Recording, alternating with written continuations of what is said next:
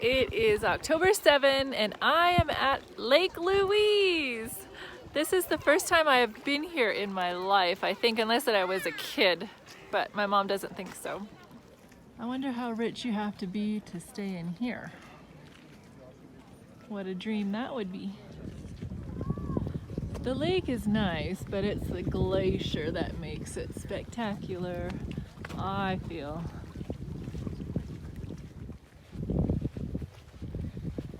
Even in mid-October, it's really crowded here.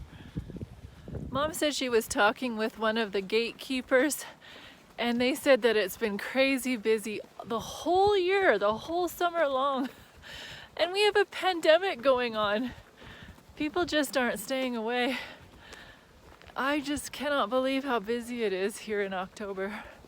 We're gonna do the Fairview Lookout right now, just because it's about 4 o'clock in the afternoon and we don't know how much time we have if it gets dark soon and how steep it is. So we're playing it safe, but it's gonna be great.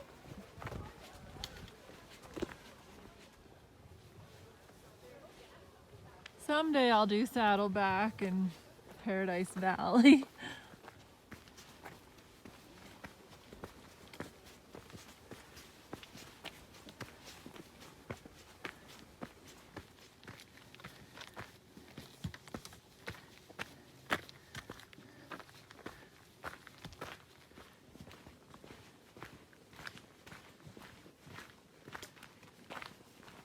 Well, that looks like a nice sitting area.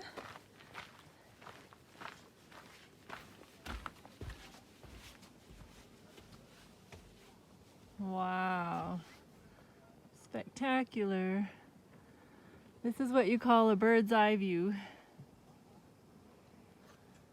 Since we can't export the scenery, we'll import the tourists, and that the Canadian Pacific Railway did. They were looking for ways to pay for Canada's new Continental Railway, and selling the scenery to tourists was an obvious answer. The Banff Springs Hotel would offer luxury, Lake Louise adventure. The popularity of this mountain paradise soon drew attention to the need to preserve and protect it for future generations. The result? Canada's first national park. So Lake Louise is the headwaters for the Bow River, and the Bow River travels through Banff, through Calgary, and then flows into the South Saskatchewan River near Medicine Hat, which then goes through the Great Plains of Saskatchewan and Manitoba, and it makes its way to Lake Winnipeg, and then Lake Winnipeg drains into the Hudson's Bay, which is a part of the Atlantic Ocean. So that's a pretty epic journey it has. Well, after Adam and Eve were expelled from the Garden of Eden, they started having children. And Cain was their first child, and then Abel came along. Abel was a keeper of sheep, and Cain was a tiller of the ground. So they both brought offerings to God. Cain brought from the fruit of the ground, and Abel brought from his flock. It says that God had respect for Abel's offering, but not for Cain's. This story comes from Genesis 4, and it doesn't say in there why God didn't accept Cain's offering. But when we read through the rest of the Bible, we can deduce that it was an offering that God didn't require. God didn't ask for it. You see, God instituted a sacrificial system as a way to point people to Him and as a way to express their faith in His plan of salvation. Cain must have been taught that the blood of the Son of God would atone for his sins. And by following the divinely instituted rule of sacrificing a lamb for his sins, he would show his allegiance to God. So what was it that made Cain's offering unacceptable to God? Ostensibly, he complied, but the manner of his compliance revealed a defiant spirit. He gave a bloodless offering, thereby blatantly showing that he did not recognize his need of a Savior. because without the shedding of blood, there is no remission of sins. So Cain did offer a gift to God, but it was the wrong gift. Do we do the same? And do we try and offer to God something that we think He wants from us, when in actuality it is valueless to Him? Our hearts need to be in tune with God's heart.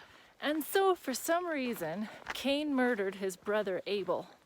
But the incredible thing of this story is that when God didn't accept Cain's offering, He still tried to talk with him. God said, "Why are you angry? And why has your countenance fallen, Cain?" Then He goes on to say and says, "If you do well, you will be accepted. But if you don't do well, then we know that sin is at your door, and it will rule over you." What I want to point out to you is that God was still communing with His people even after He expelled them from the Garden of Eden. That is pretty incredible. He still sought relationship with them, and He wanted to reason with Cain because He knew what was in his heart. The rejection of Cain's offering was not necessarily a rejection of Cain himself. In mercy and patience, God was willing to give Cain a second chance. And that's the way God is with us. When we have sinned, He tries to reason with us and show us that sin is not a good thing. He just doesn't throw us out the door and say, "Forget her." And so it's up to us to accept His guidance because He knows what is best for us. Or we could just stomp out of the room and get mad and go hurt somebody. The moral of this story is that God doesn't give up on people. People give up on God. So to rent a canoe for an hour is $125 plus GST. And for half an hour, it's $115. So might as well go for the hour. And there's a lot of canoes out there, my goodness. They're making good money. That seems expensive to me. Well, that was my very first Lake Louise excursion, and I will certainly have to come back. I love it here, and there's lots more trails to do. Thank you for watching, and I will see you in my next epic adventure. Assalamu alaikum, shalom, peace.